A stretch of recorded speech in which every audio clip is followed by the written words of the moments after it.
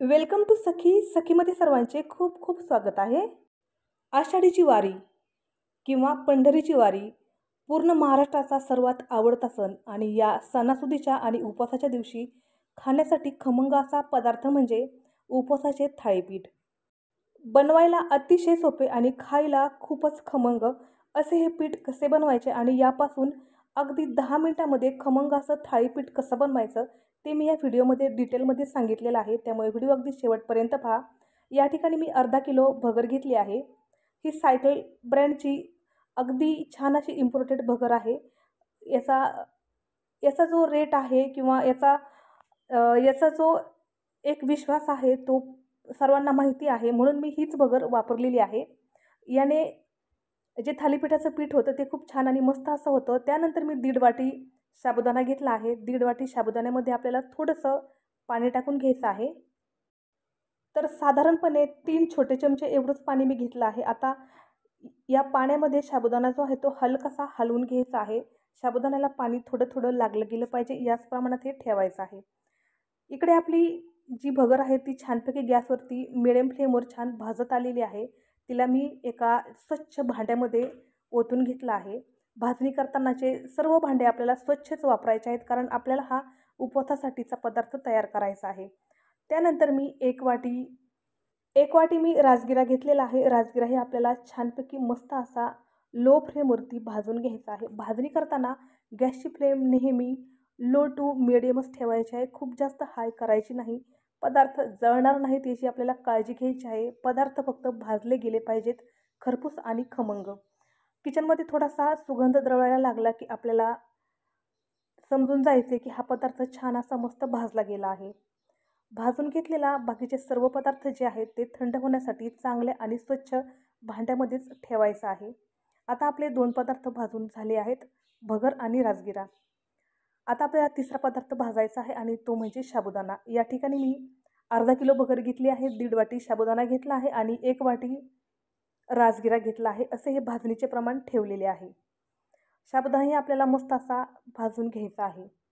प्रमाण मी तुम्हाला अगदी ॲक्युरेट सांगितलेलं आहे. पदार्थही व्यवस्थित सांगितलेले आहेत. भाजताना लो टू मिडियम फ्लेमवरती सर्व पदार्थ भाजून घ्यायचे आहेत.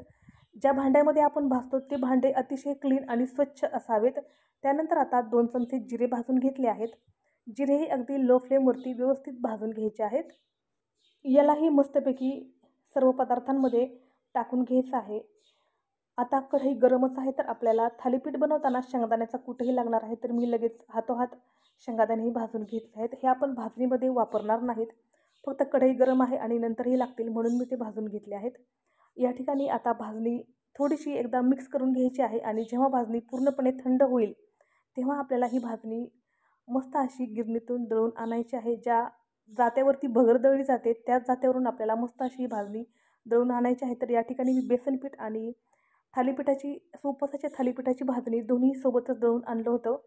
आता यापासून आपण थालीपीठ कसे तयार करायचे हे पाहूयात. तर या ठिकाणी मी जे पीठ दळून आणलं होतं त्यापैकी फक्त 2च वाट्या पीठ या ठिकाणी मी घेत आहे. 2 वाट्याच पीठ आपल्याला घ्यायचं आहे. तुमच्या घरात ज्याप्रमाणे सदस्य असतील त्याप्रमाणे घ्या.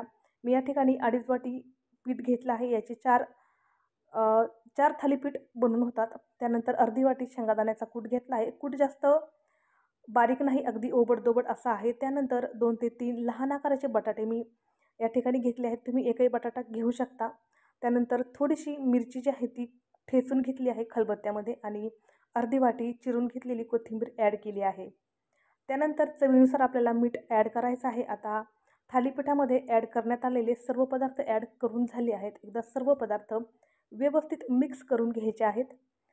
त्यानंतर अगदी थोडं थोडं पाणी ॲड करून आपल्याला याचा छान एक मस्त गोळा तयार करून घ्यायचा आहे. तर छान असा पिठापासून आपण गोळा तयार करून घेतला आहे. खूप जास्त घट्टही नाही आणि खूप जास्त सैलही नाही. मस्त असा आपला पिठाचा गोळा तयार झाला आहे. यापैकी थोडंसं पीठ आपल्याला हातावरती घ्यायचं आहे. एक मी रुमाल घेतला आहे. हा रुमाल मी स्पेशली फक्त धपाटे वगैरे बनवण्यासाठीच वापरते. तो मी रुमाल स्वच्छ धुवून घेतला आहे आणि यावरती आपल्याला धपाटे थापतो तसंच आपल्याला थालीपीठ थापून घ्यायचं आहे. थालीपीठ थापत असताना आपल्याला खूप जास्त पीठ थोडंसं कडक वाटलं तर हलकंसं त्यावरती पाणी ॲड करायचं.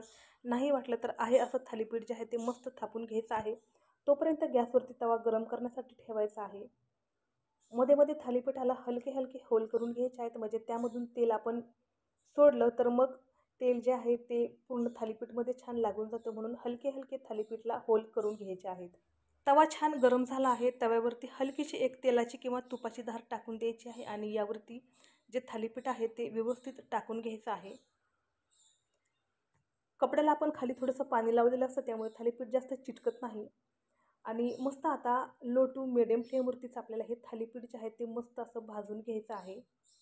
थालीपीठ भाजून घेताना जर आपल्याकडून गॅसची जी फ्लेम आहे ना ती जर हाय राहिली तर थालीपीठ जे आहे ते खालील तव्याला चिटकलं जातं. त्यामुळे अगदी लो टू मिडियमच आपल्याला फ्लेम ठेवायची आहे. मध्ये मध्ये जे आपण होल पाडले आहेत त्यामधून एक एक थेंब तेल आपल्याला यामध्ये सोडून घ्यायचं आहे आणि मस्त असं आपलं जे थालीपीठ आहे ते व्यवस्थित भाजून घ्यायचं आहे.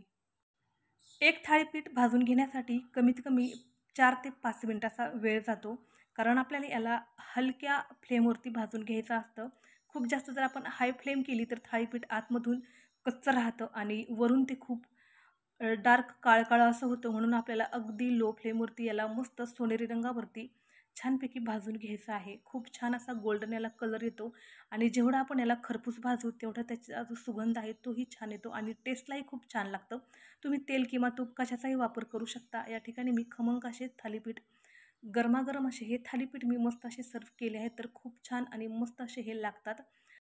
हे थालीपीठ बनवायला जेवढे सोपे आहेत तेवढेच खायलाही खूप भारी वाटतात. त्यामुळे तुम्ही एकदा नक्की तर बनवणारच आणि एकदा बनवले तर तुम्ही नेहमीच याला बनवत राहताल अशी मला तरी या बनवण्यावरून किंवा याच्या रेसिपीवरून आणि याच्या चवीवरून खात्रीच वाटते.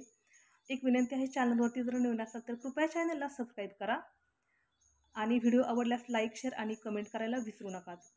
तुमच्याकडे जर वेळच नसेल थालीपीठाची भाजणी वगैरे तयार करण्यासाठी तर मी हे पीठ विक्रीसाठी उपलब्ध करून देत आहे. तुम्हाला वर जो नंबर दिसत आहे त्या नंबरवरती व्हॉट्सॲप मेसेज करायचा आहे. त्या ठिकाणी मी तुम्हाला रेट वगैरे सगळं काही टाकून देईल आणि त्यानुसार तुमची जी ऑर्डर आहे ती पोस्टा थ्रू डिस्पॅच केली जाईल. सो परत एकदा सर्वांना आषाढी एकादशीच्या खूप खूप शुभेच्छा. धन्यवाद.